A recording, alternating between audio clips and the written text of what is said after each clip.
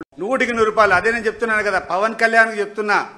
పవన్ కళ్యాణ్ గారు, నువ్వు ఆ రోజు కూర్చొని లడ్డు అపవిత్రమైపోయిందని చెప్పి మెడికల్ అన్ని కడుక్కుంటా పోయినావు తిరుపతికి.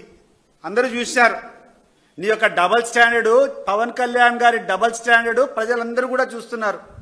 ఆ రోజు కూర్చున్నావు, నువ్వేదో కాషాయ బట్టలు వేసుకున్నావు, గడ్డం పెంచుకున్నావు, నేను సనాతన ధర్మినని చెప్పి సనాతన వాదినని చెప్పావు.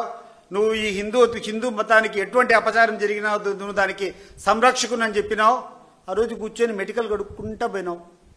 ఈరోజు విశాఖపట్నంలో 1,83,000 కేజీలు గోమాంసం దొరికిందా కోల్డ్ స్టోరేజ్ ప్లాంట్లో గోమాంసము?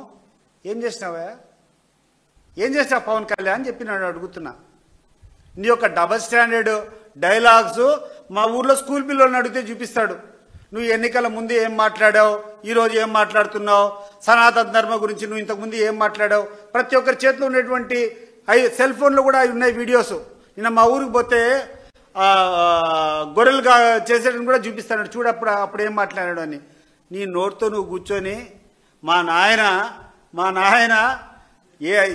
దాన్ని ఏమంటారు, మా నాయన ఎటువంటి ధర్మాన్ని నమ్మడు, మా అమ్మ దీపం తీసుకొని వస్తే హారతి తీసుకొని వస్తే దాన్ని సిగరెట్ వెలిగించుంటాడని నీ నోటితో నువ్వు చెప్పినటువంటి సందర్భాలు ఉన్నాయి. నువ్వే కూర్చొని ఈరోజు హరే రామ హరే కృష్ణ రామ రామ హరే అని చెప్పండి మీ నాయన లేడని చెప్పేటువంటి వీడియోలు మేము చూసాం.